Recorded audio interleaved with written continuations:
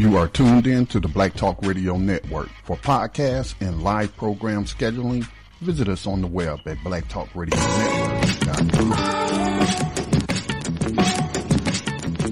The views and opinions expressed by callers, guests, and hosts do not necessarily reflect those of the Black Talk Radio Network and Black Talk Media Project. Black Talk Radio is new black media for the new millennium.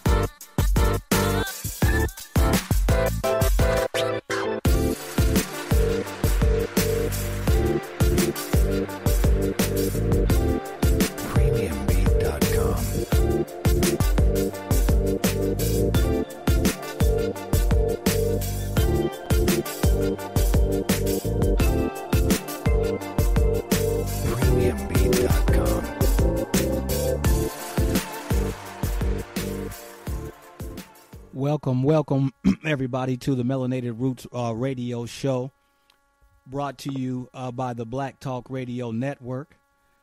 Today is Tuesday, August 29, 2017, and we have a live show for you this evening.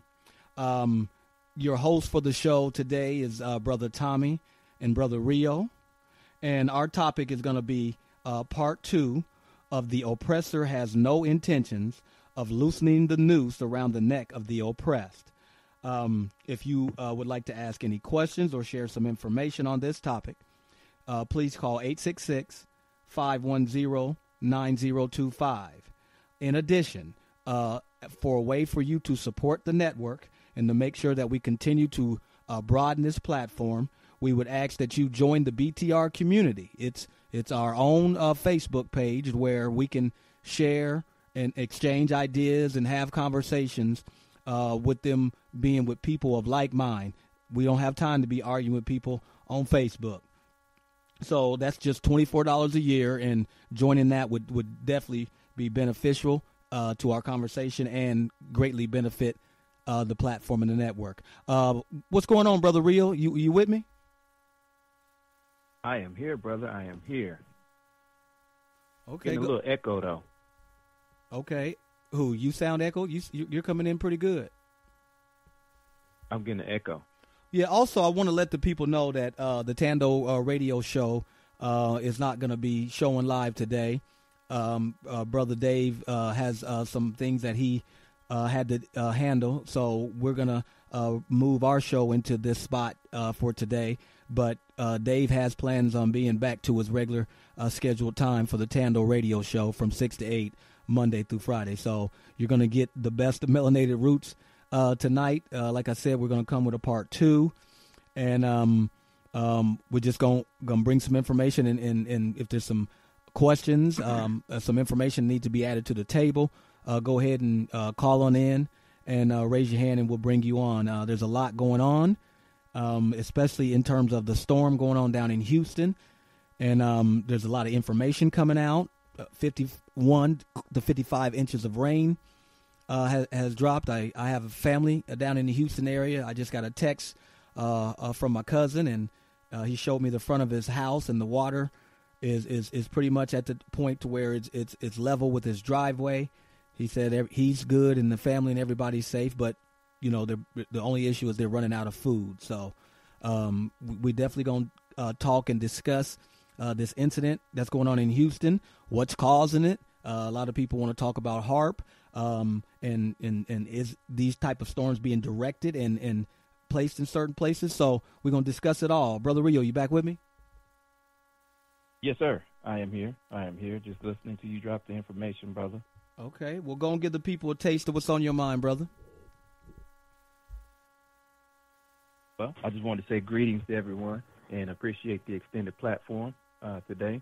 For the people who may not be familiar with us or have the ability to catch our show or just didn't know that we were on Mondays from 8 to 10, we're filling in for Brother Dave today so that he can handle some business down in Houston.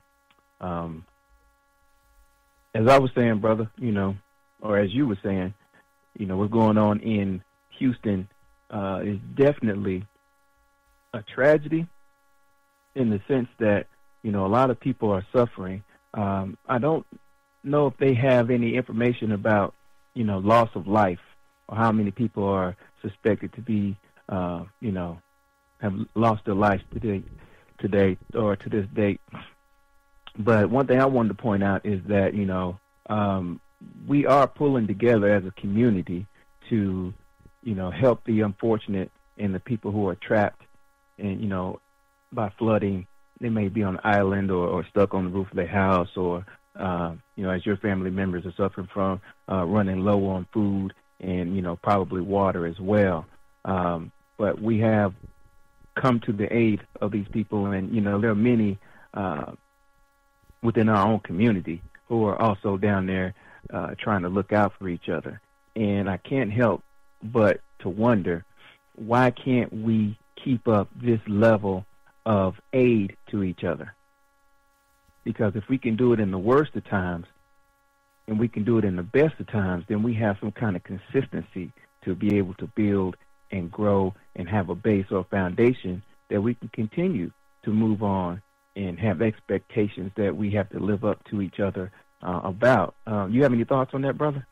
No, I agree. I like the direction in which you're going because, it really shows that there's a strong distrust amongst black people, amongst black men and black women, to where we don't understand that we have to come together and have trust and faith with each other that we're going to do the right things. And that's because that's the reason why we are together. And if you look at our ability in this country to earn revenue or currency, we have a high ability to do that. And if we just took the mindset and put money towards something that we know that's going to go to benefit people that look just like us, have babies that look like ours, and people who are in situations who need help, and we should be able to provide those things as opposed to sitting back and watching the news. And we know the Red Cross don't kicked into effect, but they lying and they cutting and sliding on the side and pulling here and pulling there. And, why would we sit back and watch these same cyclical things occur over and over without making sure that we have a plan in place that would be able to provide for ours? Because that's what we've always done. Before we've got into this situation, we always provided for ours. We always provided the education, how we were going to set up the society. We did those things that were conducive for the benefit of the babies and conducive for the benefit of the whole. For some reason, we just ain't there no more, Brother Rio. Yeah, but that's you're exactly right. But that's where we're going to have to get if we're going to have any kind of sustainability within our own communities. Because as we've been pointing out on our shows, the powers that be are plotting against us. And as a continuation to the show we did last night, they ain't letting up on the noose no time soon, if ever. So we can't really count on that, which means, I hate to quote a movie from, from Wesley Snipes, but, CMB, we all we got. Real talk. That's it. Yeah. So we got to get back to counting on each other, which, again, comes back to our spiritual component. But I think we'll get into that later on as the show continues. Yes. Anything else you want to add, brother? Well, yes, sir. Hold on. We looking at the board. We got a caller in queue that has their hands up and got some information they want to bring to the table. Area code 347. Give us your name and go ahead with your comment. How you doing? My name is Thomas Smith. I'm calling from New York City. What's up, Thomas? Welcome, Thomas. Brother?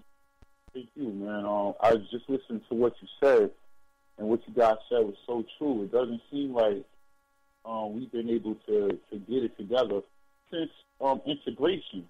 Since integration, it seems as though we've given up doing for self, and we've accepted the fact that we could get it from these other people.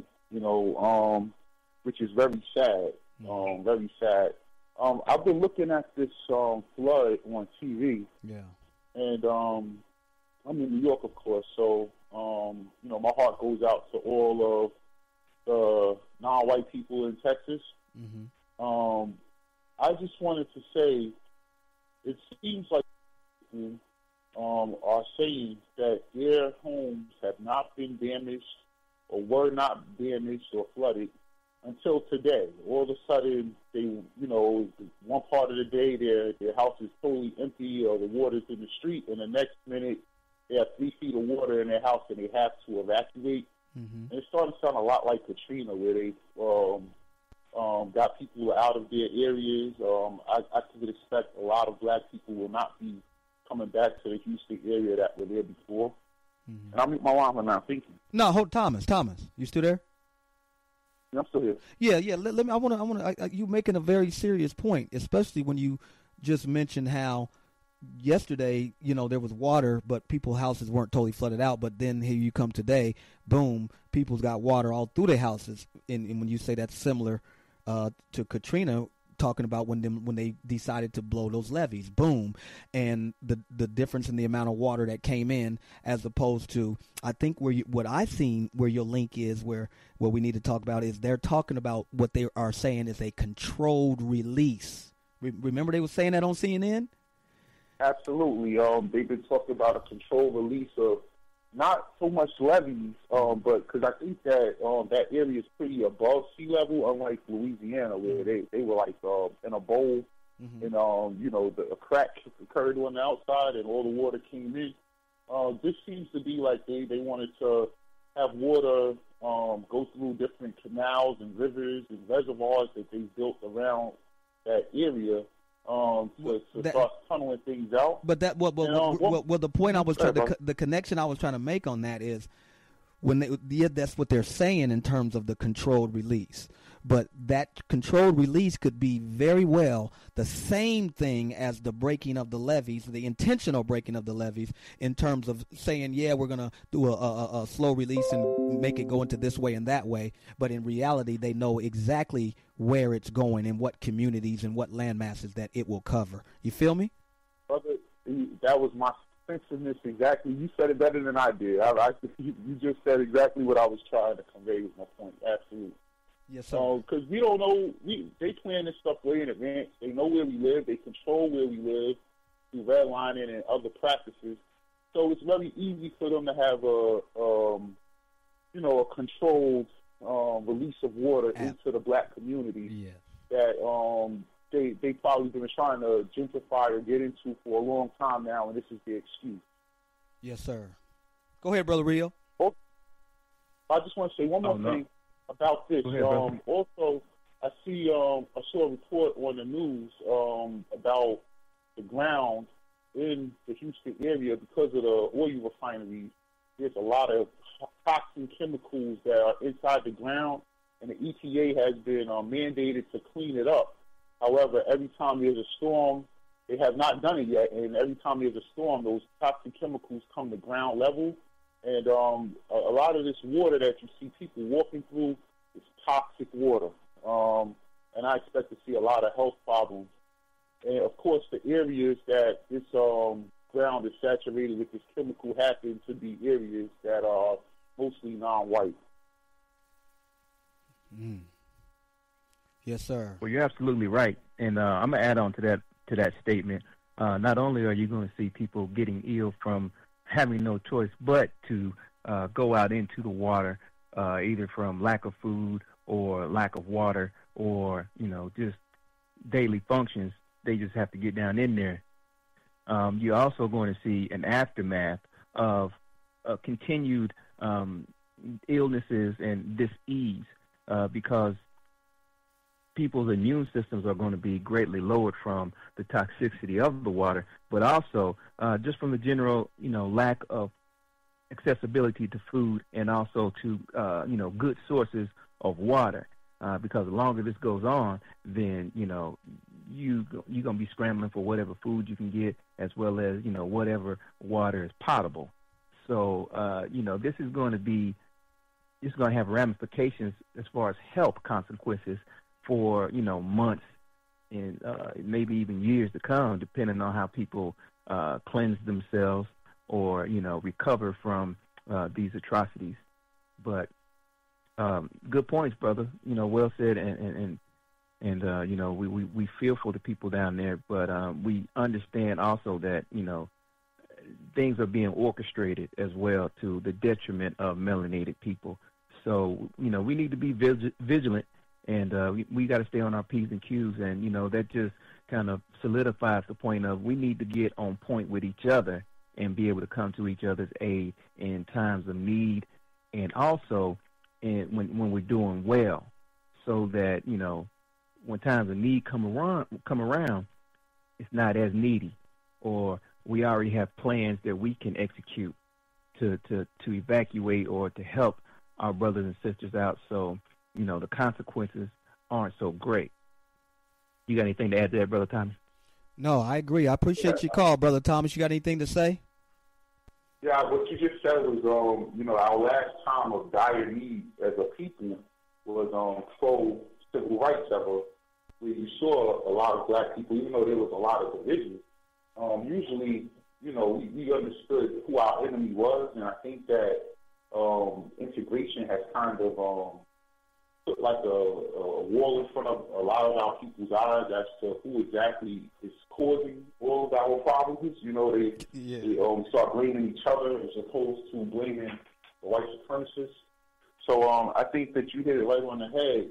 And unfortunately, it's going to take a huge act of something real dramatic to happen that will cause black people to get it together, to stick together. I thought it was going to, and I still think this Trump election, something will happen that will open people's eyes. It just hasn't happened yet. And I'll mute my line. Thank you, sir. Yes, sir. Yes, sir. Well, I hear that, Brother Rio, and I hear that a lot. And people say, and I even said it, that it has to be something tragic, but for something to happen for black folk to come together. But shoot, what more tragic can happen than slavery? Being brutally beat, raped, and killed in front of your progeny. So we gotta. Does it have to be some ridiculous act for people to stand up and say, "Hey, I'm a God. The God principle lives in me." You know what I'm saying? That's who I am. I am a manifestation of the great Creator. There ain't no in between, no go between that I got to look for outside of myself and hope that He don't saved or sacrifice somehow for me. Does it have to be a traumatic incident, Brother Rio, for that to occur? Well, brother, I don't think I can put it any better than, the ancestor of Malcolm X, who let us know, you've been hoodwinked, you've been led astray, you've been bamboozled, we just been brainwashed, brother. You mentioned slavery, all the people who were in the know were pretty much killed off, dominated, or the generation after them, they were made examples of, so that generation that came after them did not want to be like them because they understood physically, mentally, what that entailed. And there was a lot of pain. It was a lot of suffering. And what these people were suffering and fighting for, they couldn't relate to because they never had any experience of that, right, except for what they were being told. Understood. So in that void, I don't know how many people listened to the show yesterday, but, there was a plan to fill that void with something that would make, the generations after the people who knew of independence subservient. And one of those tools, I hate to say it to all our Christian listeners or even Islamic, I'll just say it generally, was religion. And religion pacified us, and it also filled a void to make us more docile and more controllable. Right, because Brother Rio, in a nutshell. Yes, sir, and that's a great point you just made. And remember, you had sent me a list of the King James Version Bible of all the things in there that are talking about God killing or God condoning this killing and go ahead and kill. But basically, do you remember how many verses that was that you had sent me? I believe it was I think it was the top 10. I mean, the Bible is full of them. It's littered with it. But I think those were just the top 10 verses, that shows kind of the mindset that the Europeans have adopted. I don't even like calling them Europeans, but the Tammuz have adopted in justification for the brutal acts that they have inflicted upon the earth as well as its people since they stepped on the planet. Without a doubt. Without a doubt. So, but touching again on on what's going on down in Houston, and relating it to a previous show that we done about Charlottesville and the protesters and the troubles and issues that were going on there. We highlighted an article in which they were talking about the protesters, the co-protesters, and then they kind of threw in something that was just kind of out of place. It was talked about two police officers who died in a helicopter crash while they were just giving footage of the protesters and just I guess going about their business. Right. But here's another article that kind of pops up about what's going on in Houston, and I'm just going to read the title of this one, but it says Houston to open more mega shelters, officer drowns in patrol car. Now, I am in no way belittling the loss of life at all, but it would seem to me that the last part of this headline seems out of place. Would you agree with that, sir? Or what are your thoughts on that? I agree. Just like we noticed about the Charlottesville incident, they kept connecting the death of the two police officers in the helicopter, which, like we said, we're not saying nothing negative about the loss of life, to the incident, or kept bringing it up as a part of the incident. That's just another example. What you're bringing forth here, we're dealing with Houston, but yet, and that's what people are opening up the article to read about. But as a sub note, hey, there's an officer out here that died, and doing what they can do to, you understand, trying to attach it to it when it really wasn't a main portion of what was about to be discussed, or at all. Right, and it would seem to me that they are trying to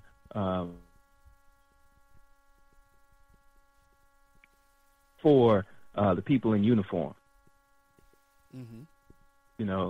Because if he was doing his job, then of course my heart goes out to him and his family. But if he was just following the agenda that we know is set forth by the powers that be, because we ultimately know that the police force is nothing but slave catchers put in uniform and given authority through a badge just to be able to continue to police property. Right. And they abuse that at every turn, and they are also not punished when they go beyond the scope of what they're supposed to be doing. So I just found that interesting that they would try to kind of just put that into the headline. Well, hold on. Not make it its own separate article, but just kind of slide that into people's subconscious. Go ahead, brother. Yeah, you just said that they're not punished for doing this, or going beyond the scope of work or what they're designed to do or been put out there to do. Then you have to make the question yourself and ask, well, maybe they are doing. Maybe they're not going above and beyond what they're out there to do. Maybe they're doing exactly what they're out there to do. Maybe that's the reason why there's no punishment behind it. Well, we already did a show on this, so people can catch that in the podcast. But, not to open up Pandora's box, but you and I know that they have been given the authority to control what is viewed as property, which extends to the citizens of the United States who are given privileges instead of rights, of which those privileges they can revoke at any time. At any time, and they do revoke them. At any time, and suffer no consequences under law, even upon death. So, those are legislation or codes, that statutes, municipalities that are written on books that, most people aren't aware of. But if you put in your research, then, you can find those codes. And, I think it makes apparent the manifestation of COINTELPRO and how it's still alive, and how we have these so-called organizations that are fighting for, quote-unquote, civil rights, which is, again, legislated rights or privileges which are given and can be taken away. Mm-hmm. But, statutes and codes. We're not, right, but we're not seeing these organizations who are claiming to be proponents, for the melanated people. They're not saying anything, or they're not bringing forth the knowledge of these codes and how these codes are on the books, and how this is what needs to be combated, and this is what needs to be addressed, and this is what we need, the representatives in government to address and tell us what's going on, instead of doing this song and dance and, marching, talking about civil rights and we shall overcome. We need to get to the heart of the matters, and if they're not going to do it, then we need to establish some organizations that will, or change out the leadership. Mm-hmm. Yeah, I feel you. Well, what I wanted to do, Brother Rio, in reference to Houston and what's going on in Houston right now, is I've been having discussions with people. You and I have talked about it many times before, and it's been shows been done on it on this network. Is really about HAARP and the role that HAARP plays in controlling, manipulating the weather, blase, and is what is currently going on right now in Houston a result of that. And a lot of people are thinking, maybe so, now I look at this, come on, this ain't making no sense. The storm, instead of dumping what it got to dump and bringing in the winds and keeping it moving, this mug is backtracking and coming back and standing still and spinning, like it's doing some type of summer solstice or something. So I got this little video. It's about 6 minutes that I wanted to play for the audience. So I'm going to play it. You just let me know when. Tell me what you got, if you got any comments to make before I push play. So I want to give people an understanding of HAARP, what it is, and what it's all about. And, what I'm saying? So, we can also have that discussion. Well, brother, there is something I wanted to kind of bring up and get a discussion on before we went into the HAARP. Just to understand that, drive home the point that, we are all we have, and, there are a lot of people who are posturing within, this culture, and they may stand on a platform of multiculturalism, or we are all God's children, but, I just like to highlight that is not the case. If I may, this will be real brief, though. Yes, sir. So there's an article in the USA Today, and the title is Joel Osteen, who is the Houston megachurch pastor, and he's accused of not sheltering Harvey victims. So we have the Houston pastor, Joel Osteen. He's responding to widespread criticism on his megachurch's decision not to open doors to its 15,000-plus seat arena to flood victims seeking refuge after Hurricane Harvey. Osteen said Monday that his Lakewood church was prepared to house people once shelters reach capacity, in a statement to ABC News, despite an earlier Facebook post from the church that insisted it was inaccessible due to severe flooding. The church announced Monday evening to act as a collection site for Houston area shelters. We know the need is great, that much is clear. A church statement said, we do not yet know all the ways we can help. And then on Tuesday, which is today, after a lot of criticism, the church announced it was currently receiving people who need shelter in addition to distributing supplies.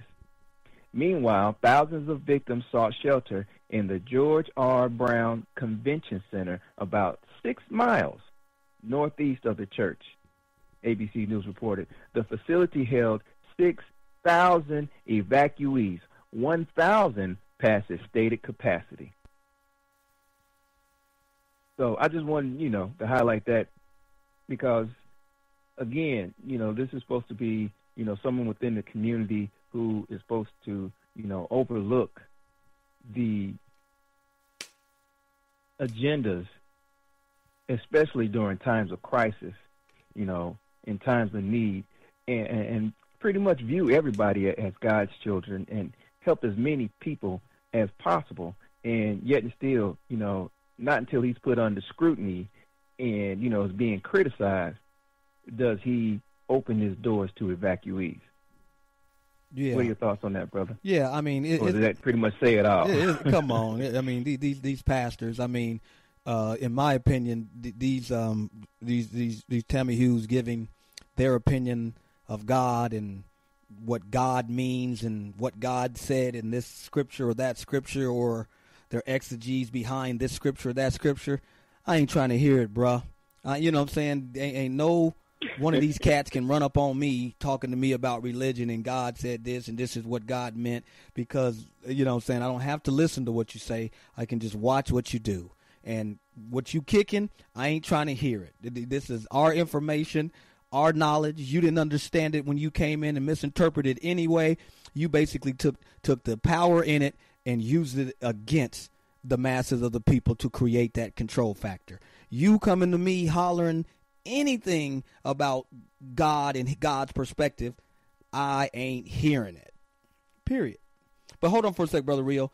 Brother Thomas. You got a caller in queue, brother. Yeah, Brother Thomas came back in at 347. Go ahead, Brother Thomas. What you got? I was going to talk about HAARP, but I can wait until you finish playing the video, brother. The mega church thing, man, I totally feel you guys, but I take a different perspective, because when there is a crisis like this, the state determines it a state of emergency, and they compensate. They get some type of compensation for bringing these people in. Like, look at the Superdome. It got completely refurbished inside, all paid for by the government after Katrina. So if I'm owning a mega church, then I want some. I put out there that, hey, my church is ready to take people. I would be expecting the government to be calling me saying, hey, we need you to take these people, and we're going to send X, Y, and Z there for you.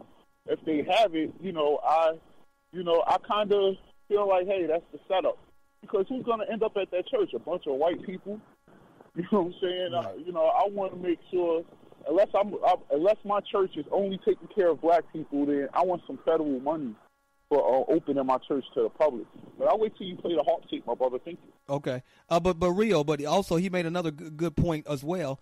Those days when he didn't want to open the church, there's a good chance that he knew the demographics of who was in most need at that time. Maybe that had something to do with it. Well, his reasons are irrelevant to me. I agree. Because what I need for our family to see is that we don't need to rely on those kind of people anyway. Yes. But, I'm pretty sure his congregation is not solely Tammy Hughes. And in that instance, if the members who have melanated skin are bringing their families there because they need shelter, and they're being turned away, come on. How long they been tithing? How long they been giving money? And the philosophy and the attitude in which they are being instilled to be turned away, Brother Tommy. I just can't vibe with that, brother. I can't vibe with that. Right. It just really tells you how people basically, but it ain't the first one. Many people have used religion over the years you know what I'm saying, to be able to garner the things that they want. And not to go too far off the subject, but we have to understand why religion is so effective, brother, and why so many people are mesmerized by it, because there are a lot of people that don't want to put the onus on themselves.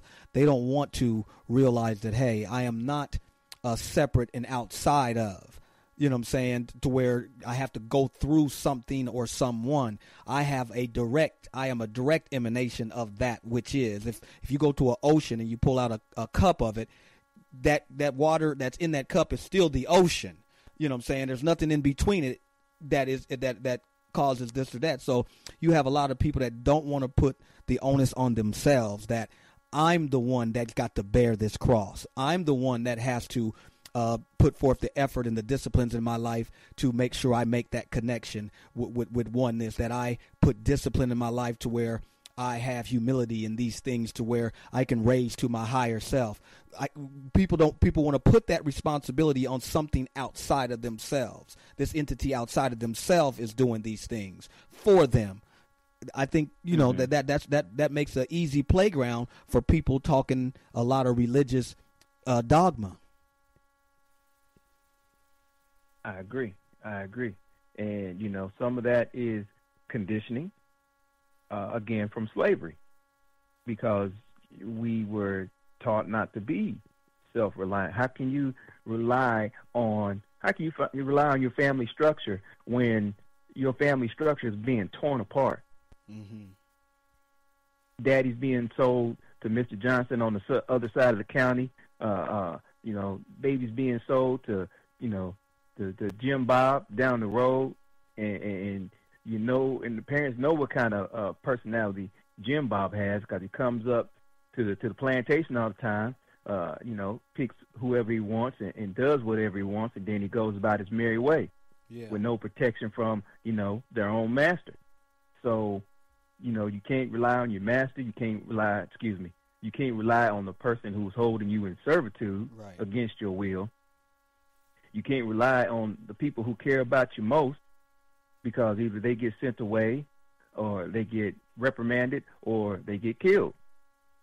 So, you know, you experience that for a few generations, and then you willing to cling on to anything that's going to give you some kind of peace of mind. Right. So I understand the programming. It's just, I think we're at a time and we're at an age to where it's time to override that program, and we start writing our own program. Right. So, I mean, we can leave Christianity on the table, and if we need to, we can come up with something, another practice that is based on our own ancestral, you know, information, rituals, spirituality, and knowledge foundation that we can relate to, and that's going to be beneficial for our community in times of crisis and in times of wealth.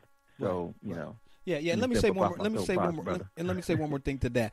I don't want to give the impression either that the information that is in the Bible, in good portions of it, isn't ancient African information that taken from the periphery of African spirituality. I'm not saying that there's not ancient information, because there's not a point that the information in the Bible, you know, did not exist in another form in an ancient society of ours expressed in a different way. But it's just the perversion of it, in the application of it, and the pointing people outside of themselves instead of inside of themselves is where I have the issue. You feel me? Without trying to go too far into it. I feel you. But I don't mind saying it and putting out there are some downright lies in the Bible. I will say it. It's in there. Deal with it. I'm not saying the whole book is worthless, but there's definitely some lies, and there's some things in there that specifically speak to an agenda. And we need to understand that. We need to be able to root that out. And we ain't got to throw the baby out with the bathwater, but, you know, we got to come out from under that spell that's in the Bible and makes us docile. And I don't want to say, well, it enslaves us, brother. I mean, it does. It continues us to be enslaved and, you know, under the thumb of oppression. Yes, and it's not just Christianity. So I ain't banging just on Christianity, but, you know, all these religions out here, from Islam to you know, all these other practices. So, we just got to understand and come back within the fold and educate. When I educate, we need to research and come back to the knowledge of our ancestors and what true civilization was supposed to be based upon. I agree. And when you see situations like we're seeing in Houston, because nature is going to do its thing. Nature is going to do what it do. But, hey, we feel like this nature may be manipulated. But nature is still going to have, certain acts to where it's going to do what it's do. But our people have always prepared, understood the different aspects of nature, and then stood up and did what they have to do to continue to move on, make sure the babies were safe, the family was safe, as many people can survive as possible. And now let's stand up and do for self and recreate the things that have been falling down a little bit. This is the position that we should be in as a people, and to be as a people to where we can't even stand up and move forward with our lives after a tragic weather event, and we can't even stand up and move forward with our lives, and we got all this consciousness and intelligence that shows the level of dependence that we have on this particular oppressor to meet our needs. He's sewing our drawers, our socks. Brother ain't even putting on a T-shirt made by another brother. You understand what I'm saying? When it gets to that point and you're not able to provide those basic things for yourself, you can't even sew a pair of drawers for yourself and sell these drawers to other brothers. I mean, because they obviously need them too. So we got a fundamental problem, and that fundamental problem is reliance upon this oppressor, this European oppressor.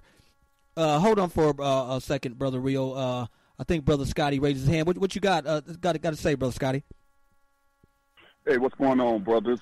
Just sitting out here in the yard, chilling, taking a break, observing nature, tuned in to y'all's program, man. So great subject matter thus far. What prompted me to call in was the commentary on Christianity. Mm-hmm. And I'm glad that y'all reconcile that with our brothers and sisters who are out there and saying don't throw the baby out with the bath water, and recognizing some of the truth that is in there, but also pointing out that there are some lies. And there's some stuff that I don't even know if they are lies, but I flat out don't agree with. Mm-hmm. As y'all spoke about slavery, for you biblical scholars out there, I will point you to the so-called Apostle Paul, who on the road to Damascus was blinded by some light and claimed that he met Jesus out there walking on the road.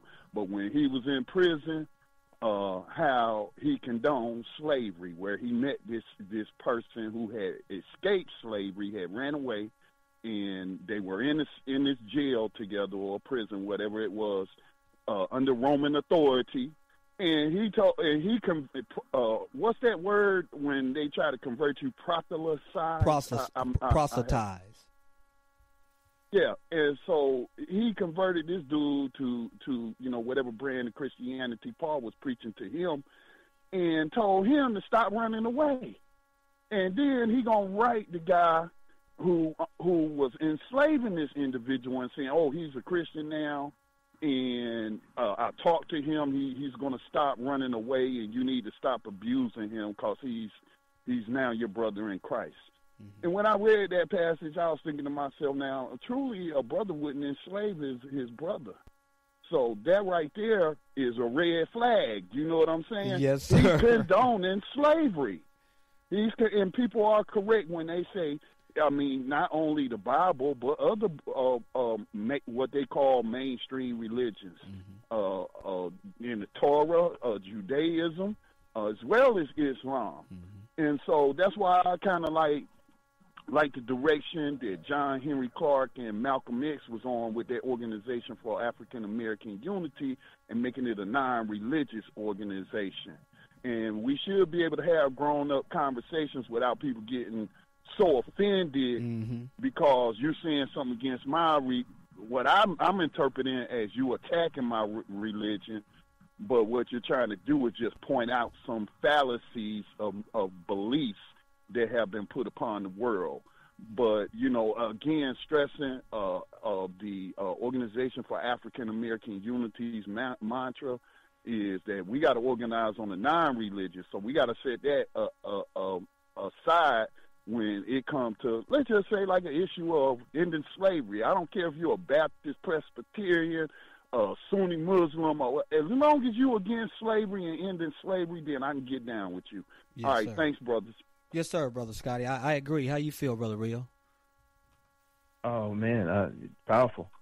I just wanted to add that, on yesterday's show, we kind of highlighted how all of this came down the pipe and has played out, within the environment that we find ourselves in today, and how the Pope took from the Bible a few quotes, but he also took the Apostle Paul's example and claimed himself the vicar of Christ. And being the vicar of Christ, which means to, rule in his stead until he returns, he's claiming authority of, everything upon the earth and in the earth. So, that led to the papal bulls and the doctrine of discovery, which again filtered down into, we'll get into that later when we start, highlighting and recapping the show. But, it all comes down from a mentality that they are using and justifying from, a Christian background, which they themselves manipulated, created, and shaped for their own selfish agendas. So there's some truth in there. There's some flat-out lies. There's some middle ground. And, we got to be able to sift through all of that. But we're not going to be able to do that if we don't explore the information that it points to, right? The stories and the history lessons before the Bible was even on the scene, and what that would have us learn and how to improve our lives and as well as treat each other. So until we can do that, or get out of that mindset that this is the only thing that can save my soul, we're gonna be at a disadvantage. Well, President Trump's so-called spiritual advisor, the pastor of his church, came out and said that according to him, God gave Trump the authority or the right to go ahead and do whatever it takes to deal with the issue of North Korea. Yeah, that's what this pastor came out and said. So this viceroy of Christ and this European concept when it comes to God and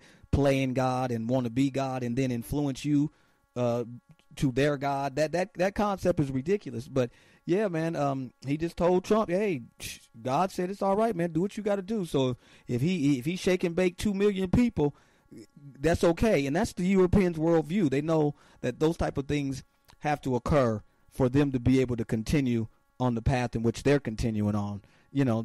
So they go into church, but there's a reason why the church is the most segregated time in this country, because I don't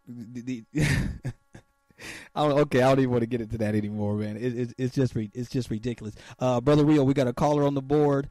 Area code 717. Tell us your name and go ahead and make your comment, sir. Or I'm sorry, I don't even know if you're sir. Go ahead.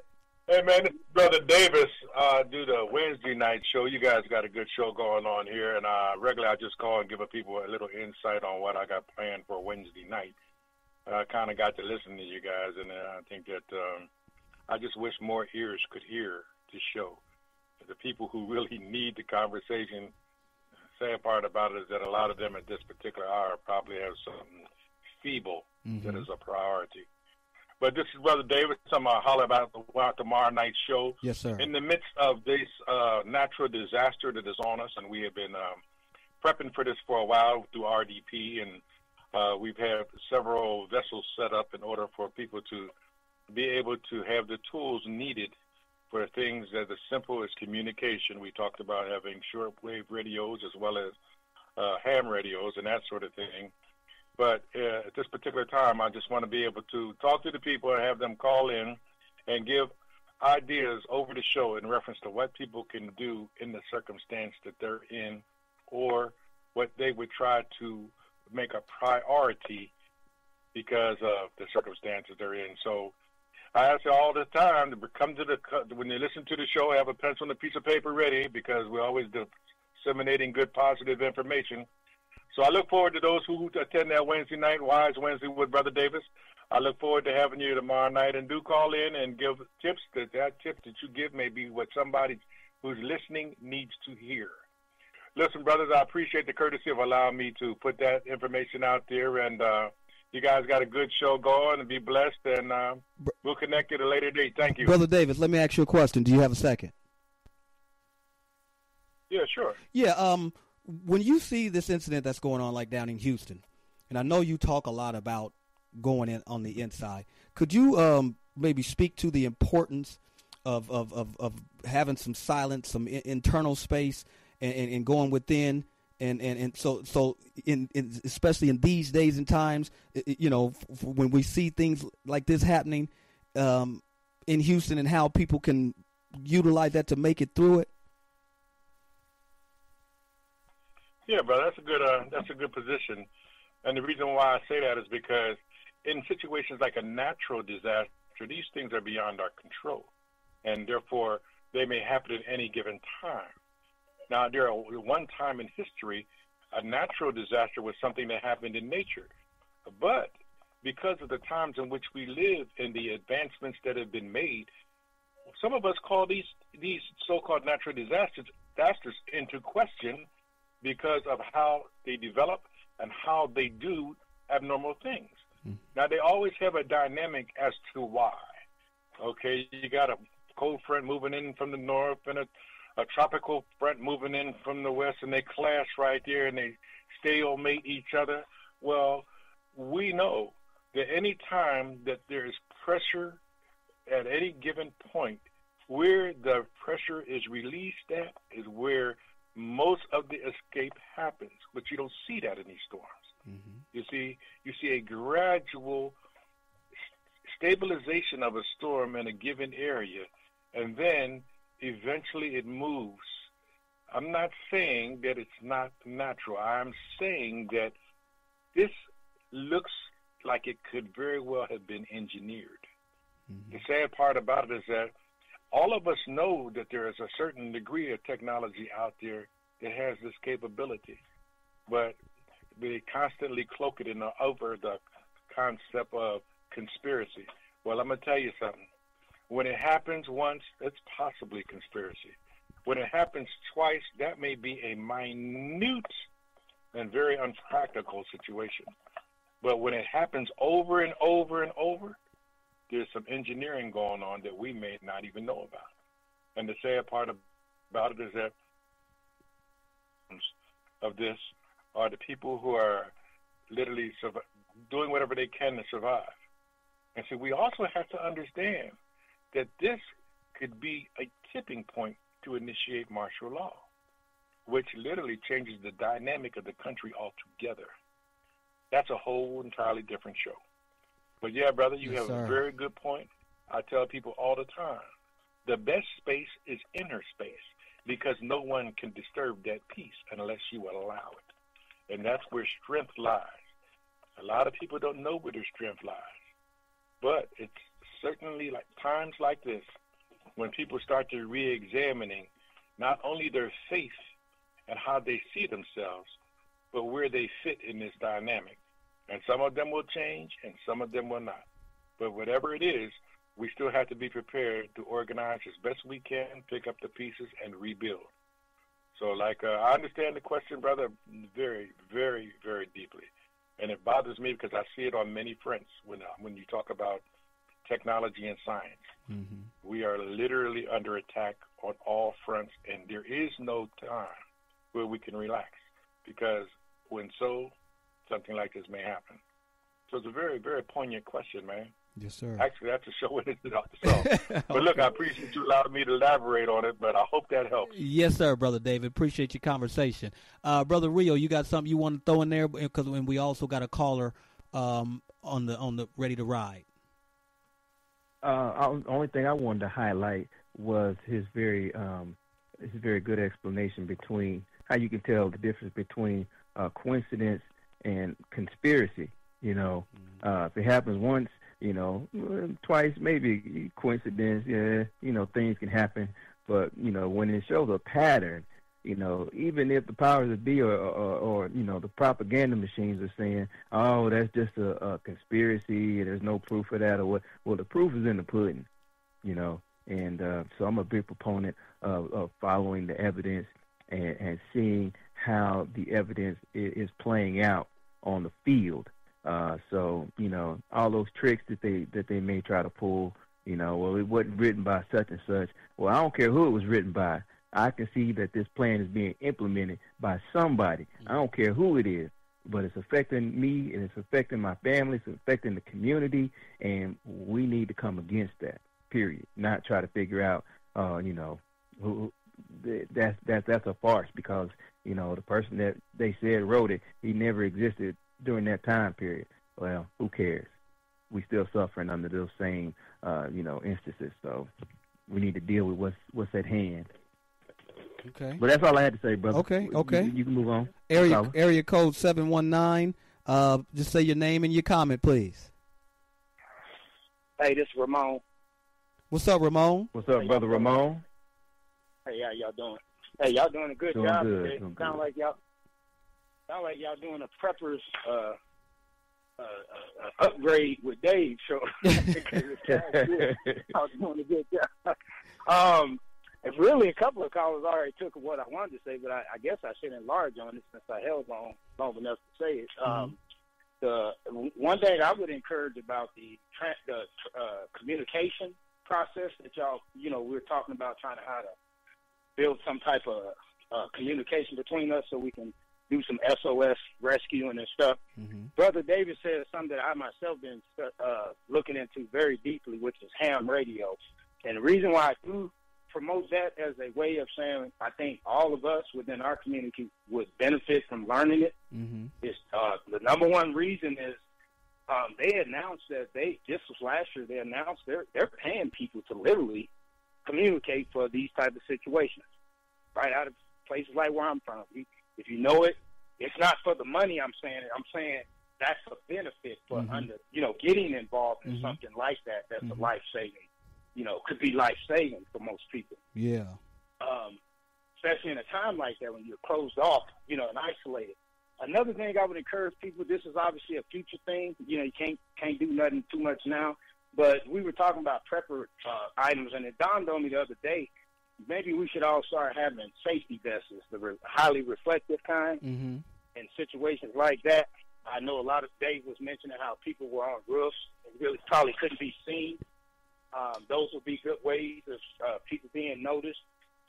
Something I would want to say that I saw happen when this hurricane started right off the bat. I don't know if anybody caught it, but either the day of or the day after, Congress passed a law that allows for raid and seizure, warrantless raid and seizures. One day or just on the same day as that flood happened. What it made me think was that's a perfect opportunity to start kicking in people's doors, and we probably will never know about it. And thank you guys for letting me say something. Thank you. Yes, sir, Brother Ramon. Yeah. Hold on. We got Brother Rio. We got another call on the board. Brother Mel's on the board. Go ahead and make your statement or your comment, Brother Mel. Peace.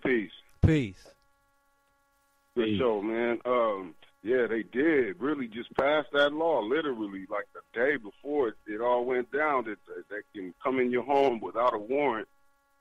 But from yesterday's show, I just wanted to add that when you go to the sporting goods stores, they have tablets that you can buy. They're really inexpensive, and it's a bunch of them that you can, create your own potable water, man. And it's just tablets. It's Coleman's or something brand or something, but that's a good way to go as well because they're light. It's just 2 little bottles, and you put one in for the to sterilize it, and the other one for taste. And you can carry it around. You can use it.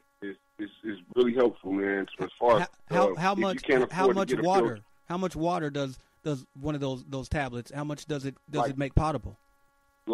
Like 32 quarts, and they're little bitty, like little pill bottles. So they're only like $4 and some change, and you can get a bunch of them, and 32 quarts is quite a bit of water. Yeah. As far as emergency consumption, so Yeah, make sure the family has what they need in terms of water. That's a serious nugget right there. What you think, Rio? Yeah, man. Yeah, that's nice, especially in a pinch, and it's portable like that. Because it's like little bitty, and it's saying, like in the campus section. Yeah, it's in the campus section. They potable water tablets, and yeah, it's really good to know, man. So I just wanted to throw that little nugget in there, and y'all having a great show, man. Appreciate y'all. Keep up the good work. Hold on for a sec, Mel. Give us your thoughts on what's going on down in Houston and the perspective that you see in the storm from. Well, I got family down here, man, and I'm really perplexed as why I can't get them to just come. I'm only like 7 hours away, and they're like, "Oh no, we're gonna be okay." And I'm like, "Man, So yesterday they told me that they opened up the reservoir and that it left off the curb side, so it's not as tall." I'm like, "Man, but you got to understand, it's coming back. It's coming in too." But yeah, that's HAARP action. Okay. HAARP action. This is unheard of. Yeah, we're gonna play some info. Okay, brother Mel, I definitely appreciate you calling in, brother. We're gonna play some. Yes, sir. We're gonna play some information about HAARP as well here in a minute to kind of explain how it goes down, so people can get a clearer understanding. Brother Rio, you got anything to say? We have another brother on the board from area code 423. Brother Rio, you got something to say before we move to the next caller? No, I think that was a pretty good segue, to go into, some information about HAARP. We can go ahead and listen to the next caller. But, I think that was a perfect segue to get some more information about what's going on with HAARP. Because I understand the general principles of HAARP, but, I can always use a refresher. Yeah. So, okay, area code 423. I think that's Brother Jerry. Brother Jerry, what you got to comment to bring on the subject, brother? Hey, first and foremost, how y'all brothers doing? Doing Everybody good, on the call. Doing good, brother. Y'all are doing a magnificent job. Appreciate y'all picking up this slot since Brother Dave couldn't be there. A lot of us done come to this part of our daily routine, so we appreciate y'all stepping in like this. Yes, sir. My thoughts was Brother Ramon had put something up on BTR Community, and I'm surprised he didn't mention it. Well, he had this article where it stated in the article that a couple of days before the storm, President Trump had he had withdrawn the Protection Act for the flood damage down there. Now, we all know that the Gulf has a lot of tornadoes and they do flood a lot. Mm-hmm. But almost everybody has mentioned HAARP, and that was the first thing I thought about when this storm is coming back and it's bouncing not off of no mountains like we have mountains here, and it does when we have tornadoes and what have you. They bounce back and forth, but that's just clear plain, and it's almost like it's a remote control. Mm-hmm. And the other thing that I wanted to, because I know y'all gonna get into the HAARP thing, but that was very interesting to me. But the other thing I put up on BTR Community was the war.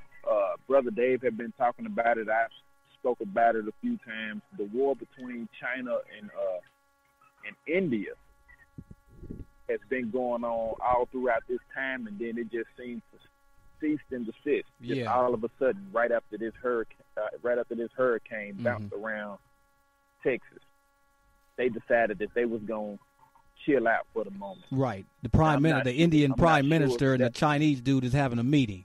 Right. Go ahead.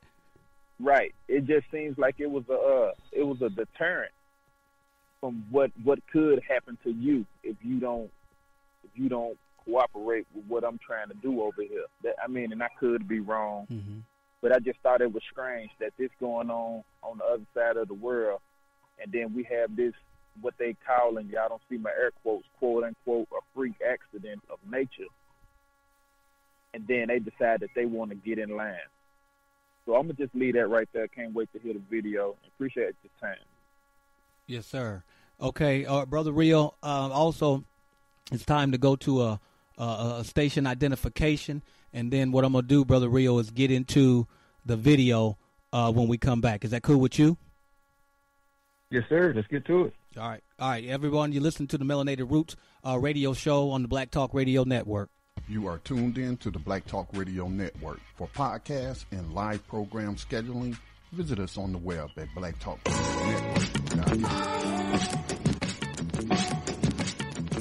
The views and opinions expressed by callers, guests, and hosts do not necessarily reflect those of the Black Talk Radio Network and Black Talk Media Project. Black Talk Radio is new black media for the new millennium.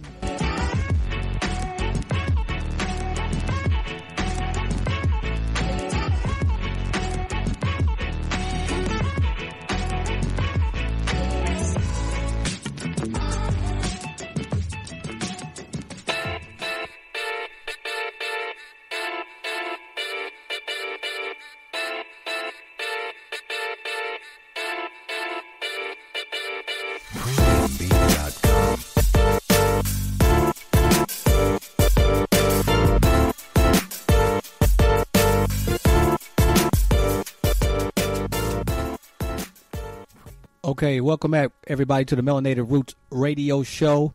I'm your host, Brother Tommy, with Brother Rio. Brother Rio, you got any knowledge to drop? I'm going to go ahead and go to this video about HAARP. It's called The HAARP Weapon Exposed. It's got some pretty good information in there. It's about 6.5 minutes, and I think it's going to bring some good points that we can definitely discuss and bring to the table after the video's over. What you got to say? Nothing, brother. Let's drop it. Let's get into the information. All right, here we go. It's no coincidence. Y'all move on, yes. I wanted to ask something. I'm sorry. I'm sorry. Go ahead. Who am I speaking with? I'm not. I didn't mean to interrupt. Ramon. Go ahead, brother. No, you good. Go ahead, Ramon. Hey, brother. Which one of y'all was talking about Joel Osteen's situation? And I just wanted to ask: do y'all find it very ironic BET, the show that gave this man a platform on BET Sunday mornings? And I'm pretty sure he's getting a paycheck for that, which to me is a ultimate form of black tithing, since it's BET. Yeah, I agree with you, Ramon. That's basically a part of that brainwashing process. Yeah, I mean, that's no different than going over to an all-black country in Africa and seeing a white Jesus on the wall.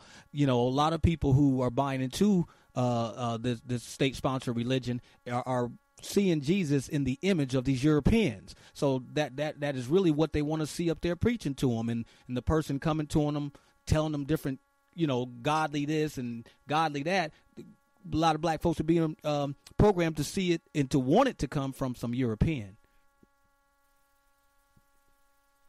Well, since you asked, I'm going to go ahead and say, I think you have to look at the very identification of the station.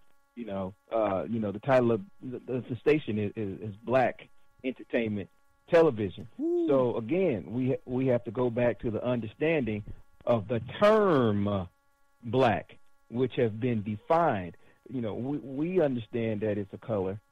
Sociologically, we may refer to each other as that particular color, but we know what we mean when we say it. But when it comes down to terms, and those terms being defined by the people who are in power, when we step into a venue such as court or into the general public, it takes on a totally different meaning, whether we are aware of it or not. Yes, sir. And the term black is fictional.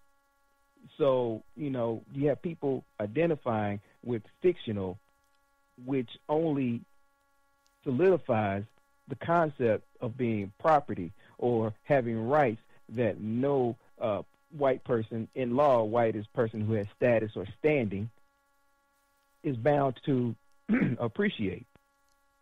So if you think about the programming that comes on BET, how many programs can you literally name that uplift or about what we were talking about earlier, internal cultivation, or about getting unity or any kind of advancement for our people?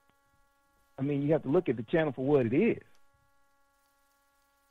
Real talk. You got any comments on that, Brother Tommy? Or Ramon, you got yeah, let's see anything what you want to Ramon add to got that? to say. Hey, man, you said it as I see it. I do want to say this before I mute myself. I understand where Brother Scotty be coming from. I'm all for, trying to give everybody an open mind. But when we talking about shows like this, it always, give everybody an open chance.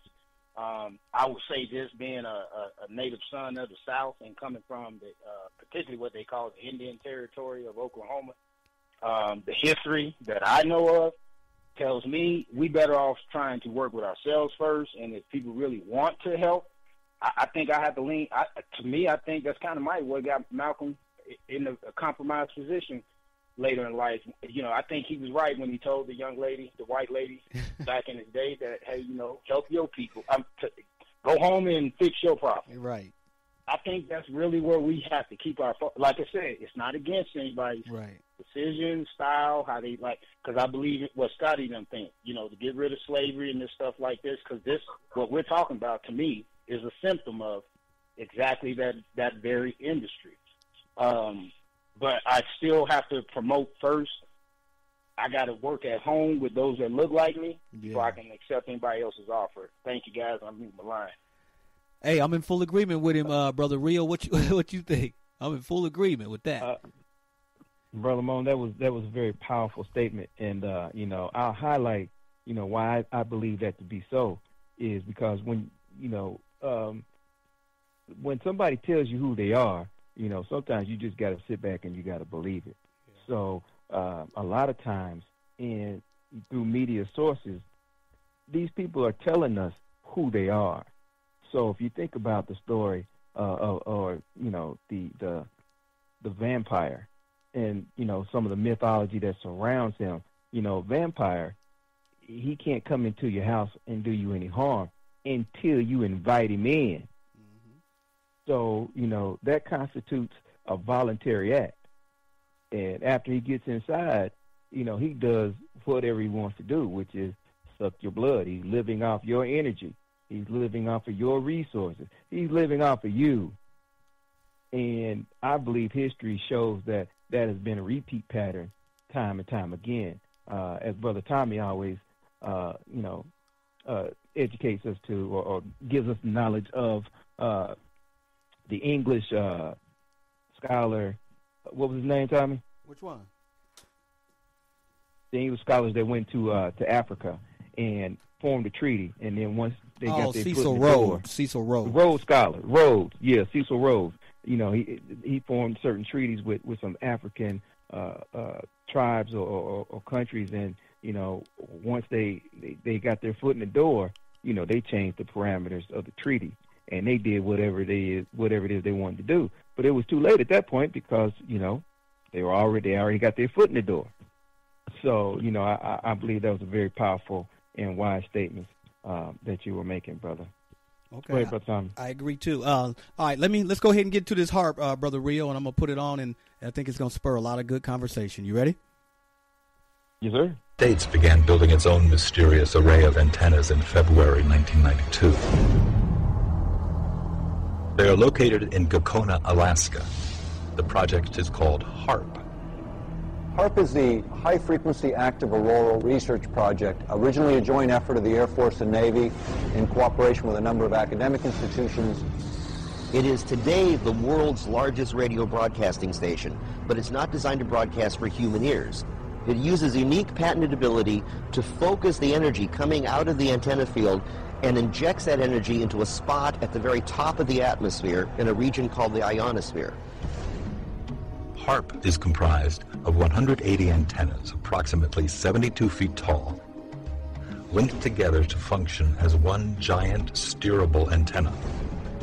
Steerable because it can aim millions of watts of ELF waves into one tiny patch of the atmosphere. The amount of energy we're talking about here is 3.6 million watts.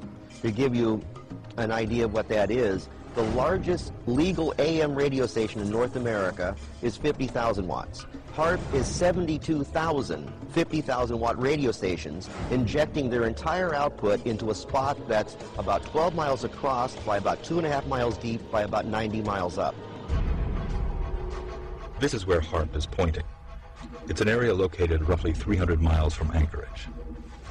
The U.S. military says HAARP is merely being used to study the physical and electrical properties and behavior of the ionosphere for both civilian and defense purposes. But another theory has surfaced. The intense energy being beamed into the sky by HAARP is actually heating up the atmosphere, causing weather changes. HAARP is being used for weather modification. The military's own record proves it. They've admitted it within their own documents, and yet they still deny it to the public. Dr. Brooks Agnew has researched ELF wave technology for the past 30 years and is convinced HAARP's effect on the ionosphere does alter the weather. HAARP couldn't affect the jet stream directly, but indirectly it could, because if you push the ionosphere out into space, then the stratosphere just under the ionosphere has to move to fill in that gap. When it moves, it could pull the jet stream with it, thus rerouting it hundreds of miles, changing the way water moves through our atmosphere. Dr. Agnew has devised a demonstration to show how HAARP could manipulate the atmosphere. So what we've done is we've got a cloud generator up here. It's an ultrasonic nebulizer. It's going to create real water particles, just like you would find in a cloud. What we're seeing now is we're actually filling this chamber with microscopic water particles. You can see that it's almost completely filled with water vapor. It's beginning to condense a little bit on the sides, just so that you can see the detail. We've got a nice dense fog, just like you were sitting inside a cloud at 50,000 feet. At the bottom of the cloud chamber, Dr. Agnew has constructed an ELF wave transmitter, a miniature version of HAARP. We're only using 100 watts. It's perfectly safe. When Dr. Agnew turns on the ELF wave transmitter and begins shooting ELF waves into the simulated cloud, the cloud begins to move up to the top of the chamber, taking the moisture with it. If you get down low enough, you can actually see a clear layer above the antenna. It is actually pushing these water particles up, and that's exactly how HAARP works. What we've done is we've not only pushed the cloud off of the HAARP antenna, but as you can see, our cloud is almost completely gone inside. HAARP does exactly the same thing.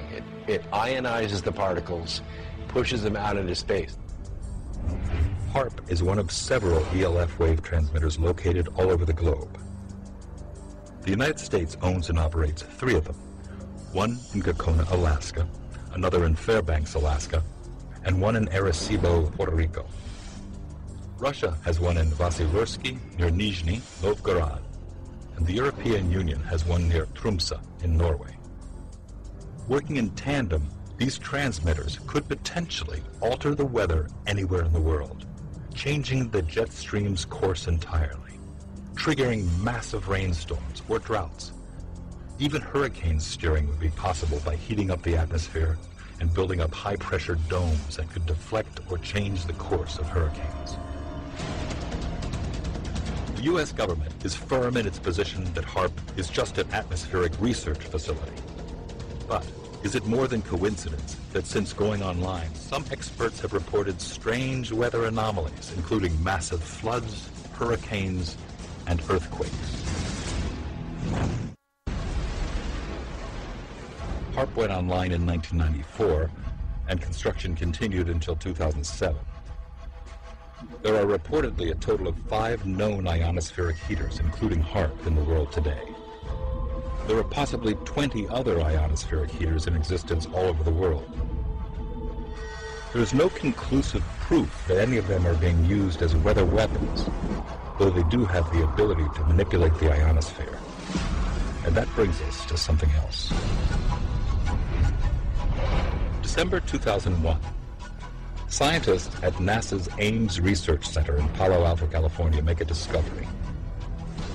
In studying more than 100 earthquakes with magnitudes of 5.0 or greater, they find that almost all of them are preceded by electrical disturbances in the ionosphere. Could there be a connection to HAARP or a facility like it? To say that HAARP can artificially excite the ionosphere in such a way to cause an earthquake, well, it alarms me. Dr. Agnew experienced the power of ELF waves firsthand back in the 1980s. He was hired by an energy company to locate oil and gas using the same kind of ELF waves at much lower frequencies to carry out his search. It's a process called Earth tomography.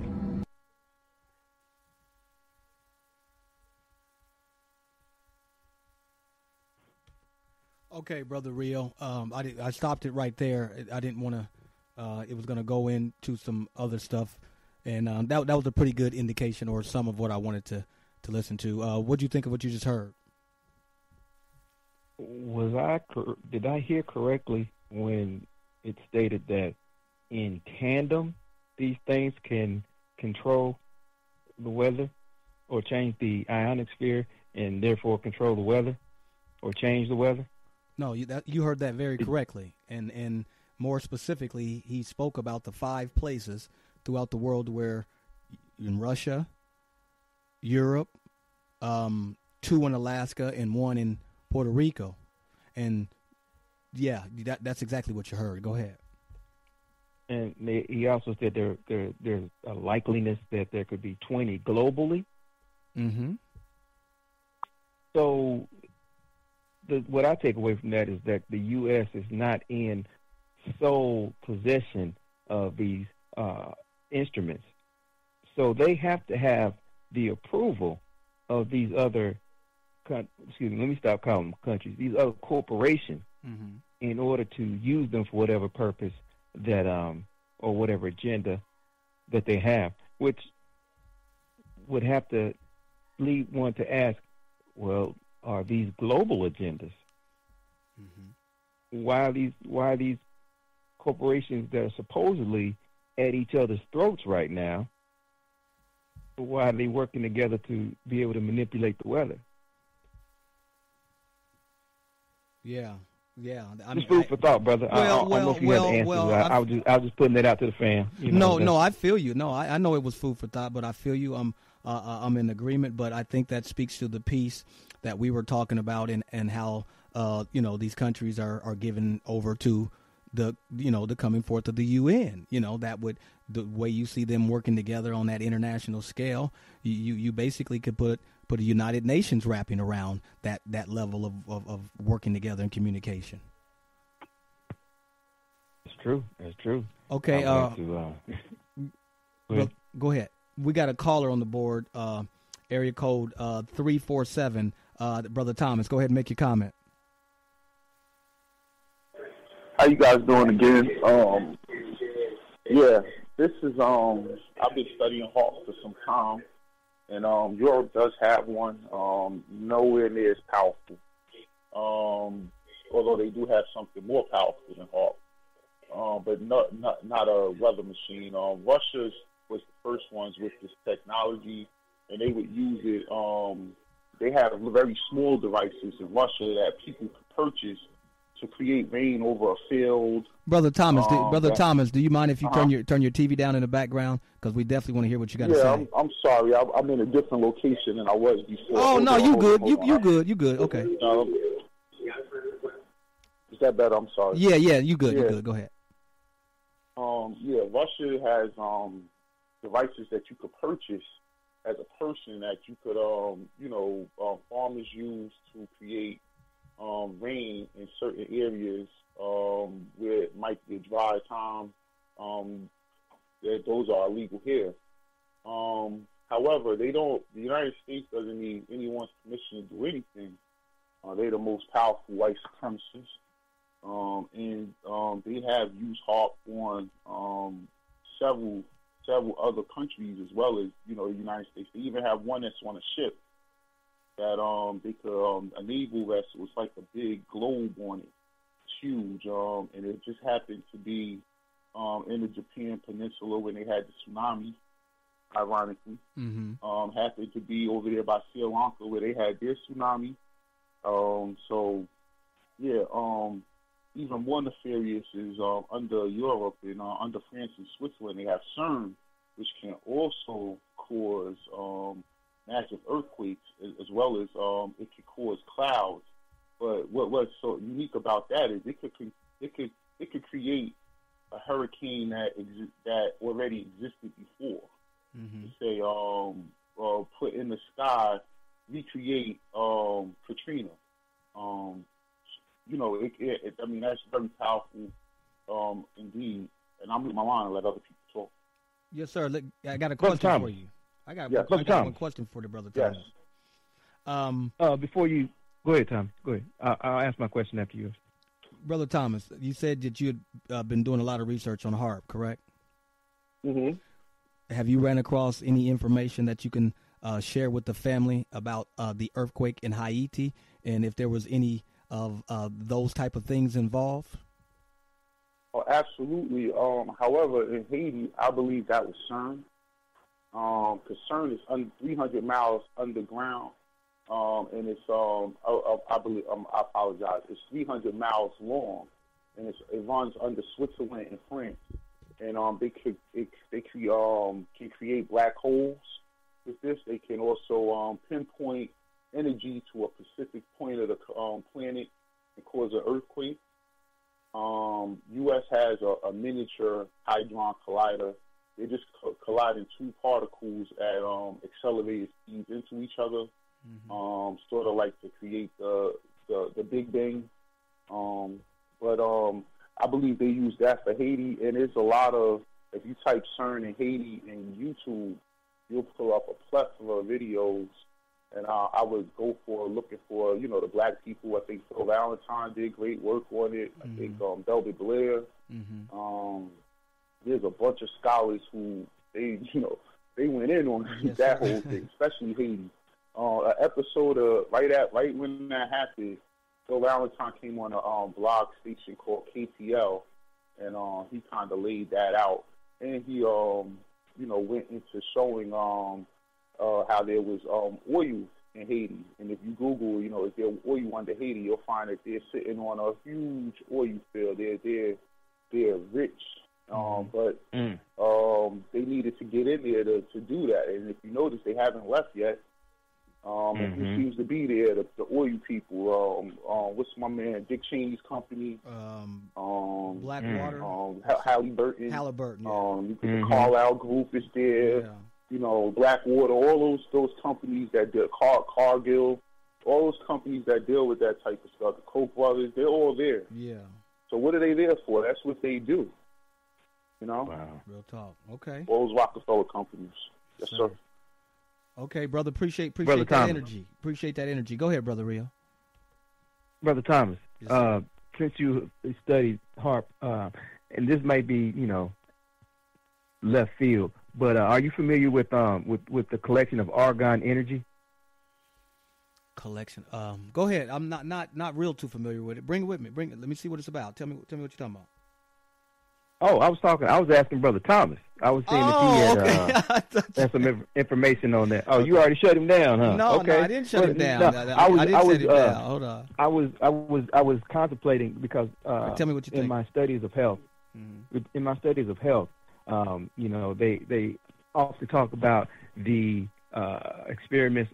I believe it was Tesla, or it might have been someone that he was associated with, but they were experimenting with argon energy and the collection of argon energy, and it's supposedly positive energy that when channeled correctly could even control the environment around you. So if it's going to look like it's going to rain, if you have a collection of enough gems or devices that they would create to collect argon energy, then you could kind of control the weather in your area, so it would disperse the clouds, and it would continue to be bright and sunny. And I was just wondering if he had come across that in any of his research in looking at HAARP, because to me it seems like if that information is out there, that may be something that we can put some time, effort, and energy into to kind of come up with some kind of counter weapon, not a weapon, some kind of countermeasures that may offer us some kind of protection against what they're doing, because wherever yin, there's a yang. Yes, sir. So if they're using something for destruction, there's got to be a complement for it, that may either negate it or make it less severe. So, I think that's just, you and I had a discussion about. Well, Brother Thomas is right there to answer your question. Brother Thomas can answer your question. He just came back in. Oh, okay. Brother, hello. If you got any information on that, brother, I would love to hear it. And Brother Bragg and Brother Roz, we're going to be coming to you guys next. Argon energy, can you hear me? Yes, sir. Yes, sir. We sure can. That's the little miniature devices I was talking about in Russia, and those were created by Nikola Tesla. Yes. However, the person dealing with his information ironically calls his company Tesla, and I usually participate in another show on Black Talk Network, The Cows, and I've said several times that he's the most dangerous white person in the world right now. Not the most powerful, the most dangerous. He's the mastermind behind the artificial intelligence. One of the masterminds, and he's the only person right now that could put up the Wi-Fi everywhere with his SpaceX, satellites. His ships that could put those satellites out there. NASA not having it, but he's dealing with a lot of argon energy, and that's what he's powering his spaceships through.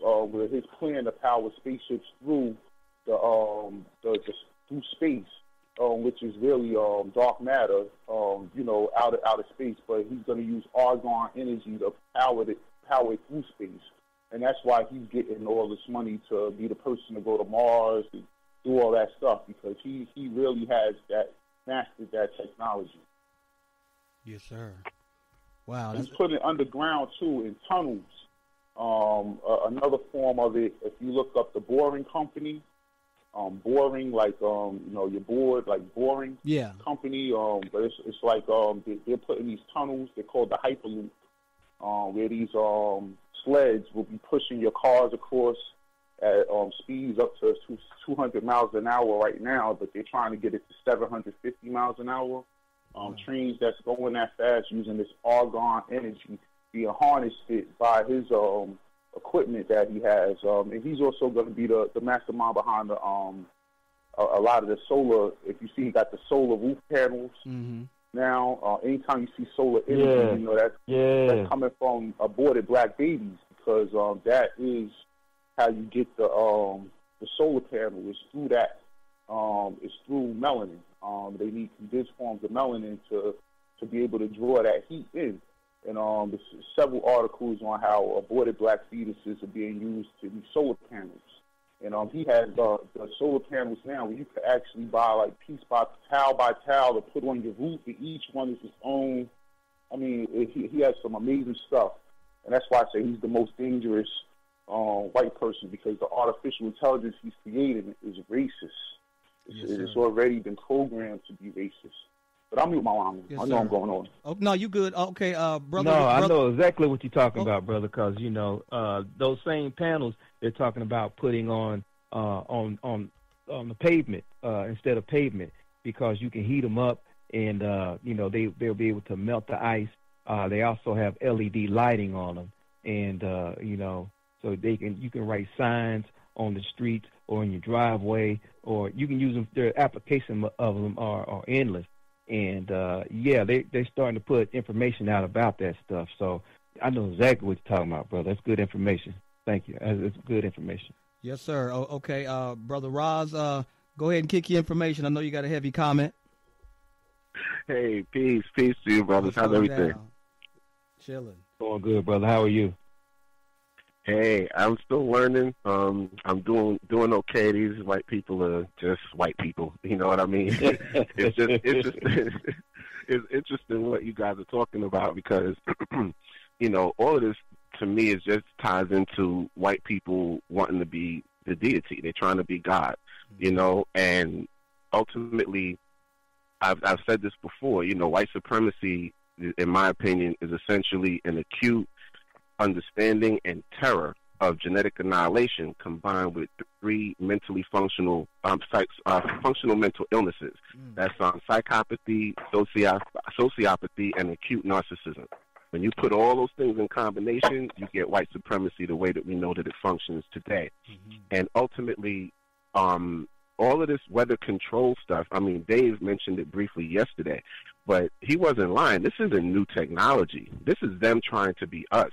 When Dave brought up specifically Native American rain dances, but on the African continent, they had, Kemetic priests. I went through initiation, and I heard many stories from people from different traditions across the continent where, you had priests who could just utter a few words and make it rain right on the spot, and utter a few words and make rain stop on the spot. There's stories in the Yoruba tradition of the devotees of Shango, who is the deity in charge of lightning and thunderstorms. He would be Heru in the Kemetic tradition, that if there was a big storm coming, there's rituals you can do using his symbol, which was a double-headed axe, to actually cut the storm into pieces. So that if a person, let's say a devotee, was in a situation where a dangerous storm was passing over their house, they could stop that storm from coming to their house in the first place if they know the proper ritual. So this is them trying to be us. And this is them essentially using, and this is how it ties into the technocracy, because everything that they're doing, as far as all of the cyborg technology, the ability to manipulate weather, all of this stuff is really predicated on us and our culture, our history, globally speaking. When you're talking about indigenous people, you're talking about black people everywhere. And they've seen, heard, and learned about this stuff, and now what they do is they use science to try and artificially do what we have done naturally, because we are the highest expression of the human model. Everything that's anyone who's not black is basically a degeneration off of the black model. Yes, sir. So essentially the only true humans, and this is not racism, this is just scientific fact, the only true humans are black people. Anyone who is non-black is essentially a degeneration off of that original black highest expression of the human form. And that's essentially what they are, is a mutation to albinism based on incest. And they came into existence 6,000 years ago and no further back than that, due to a genetic mutation. And ultimately, if you look at our situation today, you have 10 areas of people activity: economics, education, entertainment, healthcare, labor, law, politics, religion, sex, and war. And our ancestors did not control any of those aspects of people activity when they were overtly enslaved in chattel slavery. And if you look at our situation today, it's the same thing. We don't control any of those areas of people activity. We don't. But we are fooled, just like the so-called Jews were fooled into thinking they were Germans until they sprung the trap on them. That's the point that we're at now. Dr. Wilson has repeatedly said that before she died, that we are in the exact same situation. The climate of the country is moving in the same direction that Nazi Germany was moving in when they went to oust the Jews and all of that, which really was just a ploy in the first place, as far as just the Zionist Jews selling their own people down the river. That's really the story, but we get the something else in regards to that. It's a whole nother show. But ultimately, we are psychologically in the same condition that those people were when they were hoarded off to concentration camps. And the only people who don't understand that are the victims themselves, which is us. And anything to do with weather control has to do with things that white people had literally experienced in and around the presence of our people before they completely dominated us. And now they're of the technological advancement that they can try and scientifically reenact these things. And exactly what Thomas said about the melanin is absolutely accurate, because him and I have been in communication on this for a long time. Yes, they're taking aborted black children and they're stealing their melanin, and they're using it because melanin is the only molecule that is provided by living organisms, of which black people are the highest expression of melanated being on the planet. It's the only molecule that can take up to 1,200 degrees of heat and remain unchanged as a molecule. It is the only molecule that is alchemical. It can change light energy into sound energy and vice versa. And it can also convert the most dangerous radiation, gamma radiation, ultraviolet radiation, from dangerous to useful energy. So even in a nuclear holocaust, the only human that would be most likely to survive a nuclear incident are black people. Are black people. Wow. We have something called U-melanin, which is copper-based, and also one of the best conductors of electricity. Everybody who's non-black and not deep melanation as far as not being a black Asian or a black so-called Latina or a black European. These people have something called pheomelanin, which is the most degenerate form of melanin. Is based on sulfur. And that's why when you hear people say, oh, white people smell like wet dogs or Asian people smell bad, it's because of the sulfur content in their degenerated melanin. And that is why they're killing us. That's how Rockefeller lived to 101, I think it was, or 106. They were stealing organs from younger black people, melanated black people, and giving him multiple organ transplants. We don't understand the power of who and what we are. And if we study our history, if you want to see examples of our control of weather, there's a book called The Santeria Experience by a woman named Mihani Whippler, and she tells you her personal history with that tradition. And one of the main stories she tells, and there's a couple of them that are mind-blowing, about the control of nature and the control of weather. And this is firsthand experience that she saw with her through her own two eyes. This ain't no hearsay, this ain't no third party nothing.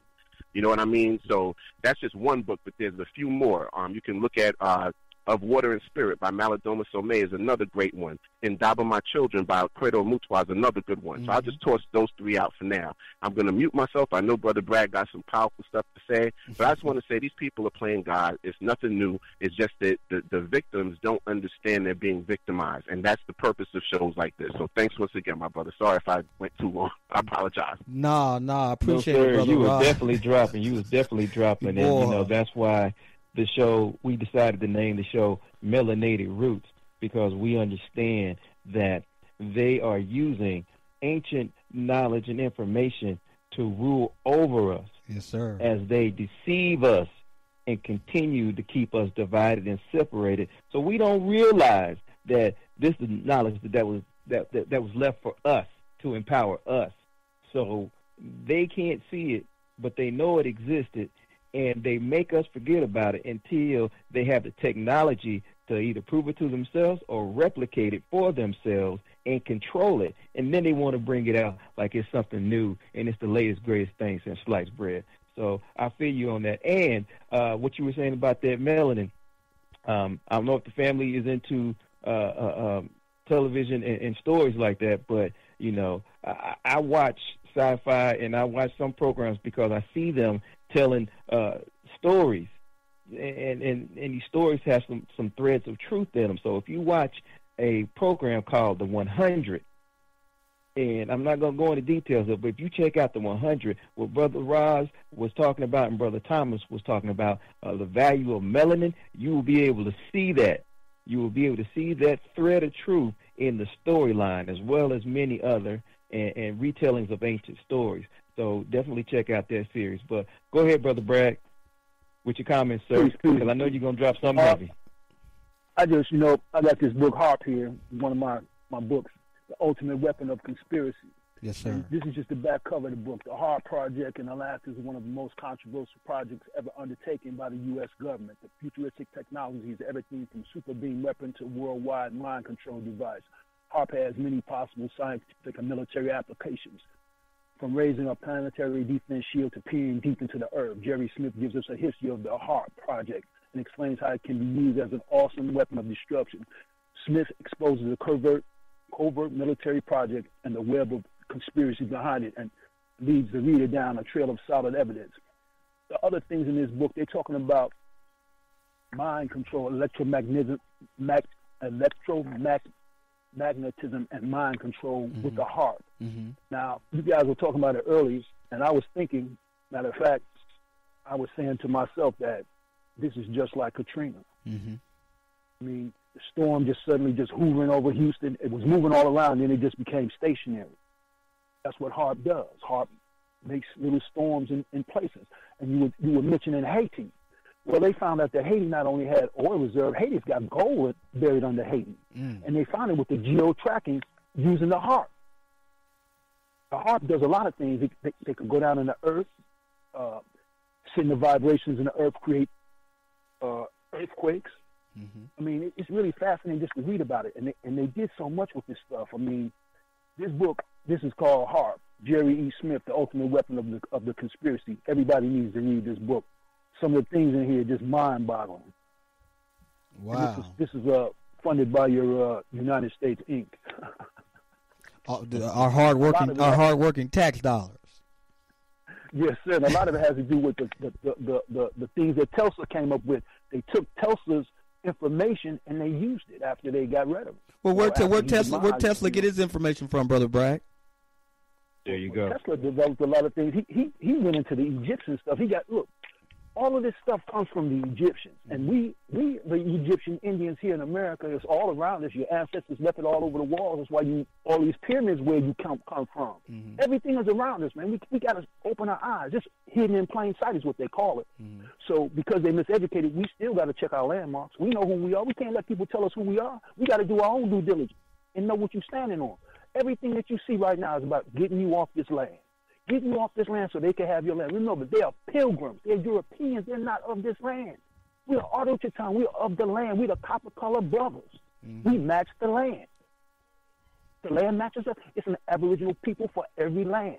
Aboriginal people are all melanated people, and also melanin absorbs heat. So when they go to space, they need melanin to shield those spaceships so they can go through up into space, even though they're not going nowhere. They just flying up in the air because, NASA means in Hebrew deceptions. Mm-hmm. And that's all I got to say, fellas. Peace. Yeah, Brother Real. I mean, that's pretty much where we at.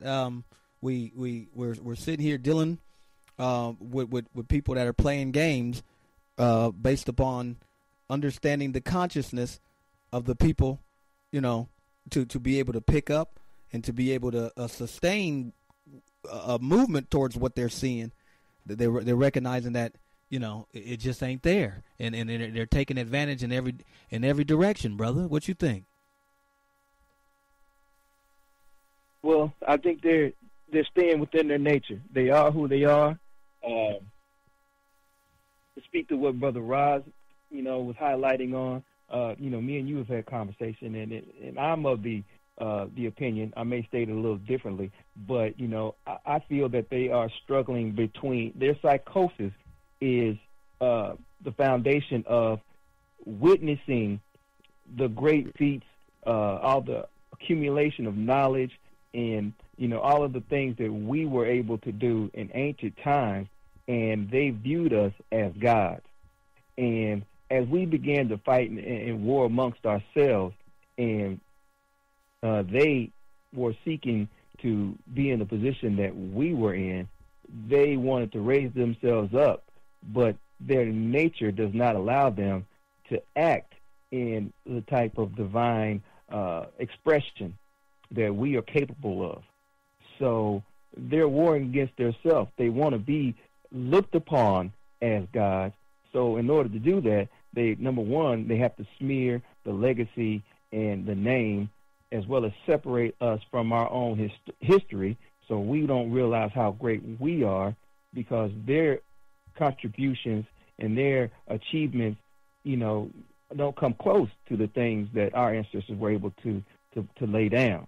So they're struggling with the image of wanting to be God, but they're acting like devils and demons for the purpose of the world trying to view them as God.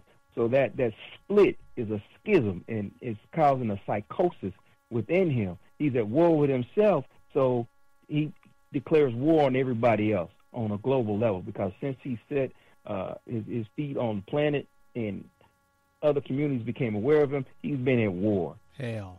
In this country, the majority of this country, we've been at war. But that's another show where we can just lay down the dates from war to war to war, whether it's been with themselves or with our ancestors, the Indian tribes over here, or, engaged in conflicts in other parts of the world. He's a warlike person, and as well as I do that you can't have great contributions to society or within your own culture if you're at war all the time. You don't have any peace. You're always looking over your shoulder, or you're always trying to suppress, some kind of insurrection, because you done dog people out. You can't really build in these times. I agree. So, hey, I'm sorry, brother. No, like Brother Ross said, he identified it, the psychosis. He identified 3 of them. They got some serious problems. We got a caller on the board, area code 803. Go ahead and say your name and make your comment. Area code 803. Okay, brother probably just or sister probably just listening to the show. Okay, you got something more you want to say, Brother Rio? Caller 347. That Thomas? You have a comment you want to say? Yeah, I just wanted to say real quick, because you mentioned argon earlier. Argon is the atomic number 18. 18 equals God, completion. So, that's a very powerful chemical element right there. And, of course, carbon is 6 electrons, 6 neutrons, 6 protons, which is also 18. And melanin is human carbon. So, that combination of using those things together is what Tesla was really working with, carbon and argon, and able to do a whole lot with it, using more alchemy than chemistry. And I just wanted to keep in mind that HAARP's purpose is to cause storms and to create the illusion of global warming in order to invoke Agenda 21. This is the globalist agenda. They've already started issuing carbon credits to people who are doing things. I mean, this is going to be a trillion, quadrillion dollar thing, and they're using HAARP to create the illusion of this thing, of these storms, so they can say, oh no, we have El Nino and global warming and all other types of things that only really are illusions. Last thing I wanted to say is, of course, white people, when they have things like this, they use it for nefarious and evil purposes. So isn't it ironic that they had the debt payment to Japan, and the day before Japan gets the tsunami, the debt payment in 2010 due to China, 2 days before the debt payment's due, they get hit with a massive earthquake. I think it was like 10.4. A lot of people died, and China no longer gives a date for the debt after that. So I think that you can see what they're really using this for, and unfortunately, they could direct these storms. I wouldn't be surprised if they wasn't trying to direct this storm back to that Louisiana area where they could have just really affected a lot of black people and not a lot of white people, and somehow they miscalculated something, which is why, it's been lingering there, because it wasn't supposed to go there in the first place. And here in New York, our weather's been like fall-like for the last 2 weeks, which is really strange. And I also wonder if, they could redirect things if it was about to hit this area, which we, really would be devastated. They probably redirected it to another area. They could do all types of things with this. And on the internet, on YouTube, when you Google, not Google, if you go to YouTube and put in there artificial intelligence, called the search engine, HAARP and Harvey, there's this white kid who's tracking HAARP, one of these people who do that, and he shows how this this looks like an explosion right there in that area of energy the day before that storm formed. It was like they were aiming it. So it just to me it's just very very I don't put anything past these people. And I'm my line. Thank you. Yes, sir. I appreciate it. Okay, Brother Rio. I know we got one other person. From the 803 pop back up. No. But hold on, Rio. We have to be off by 7:55. Scotty's coming on live with I think what you said is New Abolitionist Radio. So we got to say our closing remarks, brother, in about 30 seconds. So go ahead with 30 seconds, and then I'll say my closing remarks so we can get out of here. And Brother Scotty got to get on the board. Go ahead, Brother Rio. I just want to thank the people for receiving us as we stepped in for Brother Dave today while he's handling his business. We in no way could replace Brother Dave or what he brings to the table, but we do a lot of people. We appreciate the people listening to us, our viewpoints, and just building with us today. And I think some very good points were brought out, but I think we need to continue to think about building with each other. well after this crisis is forgotten about, so that we continue to take steps forward and we can counter the plans of these psychosis that these Tammyhues have and are continually plotting against us. But that's all I have to say, brother. I hope everybody has a productive week and stay safe. Yes, sir. Yes, sir. We're going to keep our eyes and our spirits in tune with our brothers and sisters down there in Houston that are going through this ordeal right now. Brother Scotty in New Abolitionist Radio, or maybe BTR News is coming up. So, all right, everybody. Appreciate you listening. Thanks for tuning in. We out. You are tuned in to the Black Talk Radio Network. For podcasts and live program scheduling, visit us on the web at blacktalkradionetwork.com. The views and opinions expressed by callers, guests, and hosts do not necessarily reflect those of the Black Talk Radio Network and Black Talk Media Project. Black Talk Radio is new black media for the new millennium.